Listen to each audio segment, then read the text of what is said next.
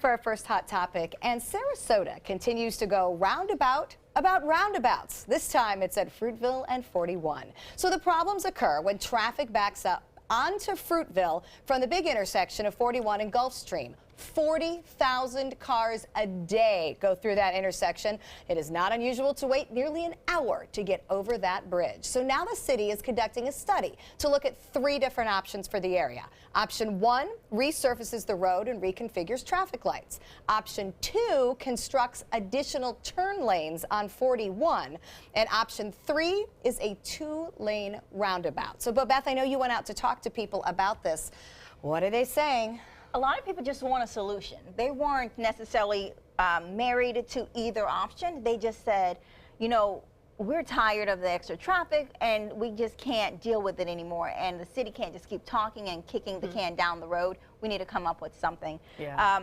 Right now it is looking though like they're going to do the roundabout with the possible 3-lane roundabout instead of a 2-lane roundabout. Oh, that might be good. Let me ask you But there's no place to go on one of those. Mostly there's like this. Well, there's no place to go but the water. Yeah, it's the only 2 sides. Right. Yeah, right. you can turn 3 ways. But the thing, it's part of a bigger expansion because they're looking ahead to like their 2020 plan of, you know, expanding that whole back area where you'll have Something on the bayfront. Something on the bayfront, that's something where right there, and something to attract people so you have more walkability from whatever it is over there they're going to build to getting to downtown. Now you'll have to walk across a roundabout. That'll be tricky. That's been a concern. A lot of people said they didn't like that idea at all. I think roundabouts are to distract you. You're so concerned about going round that you forget that you're slowing down. Especially with the middle lane. How about distractions? That's what I wanted to bring up, the statue.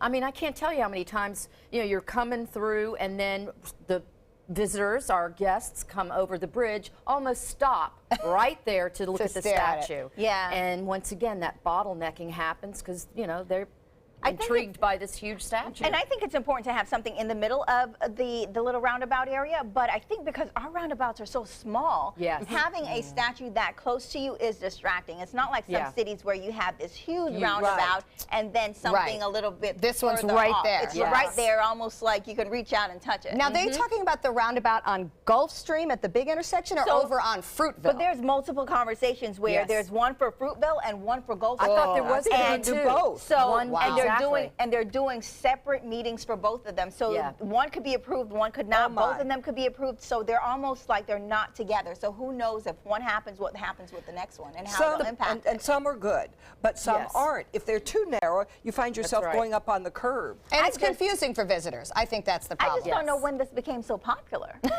It's like because now they apparently they're work. everywhere. Yeah, no, they are. I remember when we did speed bumps and parking meters. They had to go and remove both of them. So let's get this right before we put them in. All right, well, we'll keep you promised on what's going on because it's going to take a while, I think, to get something going here.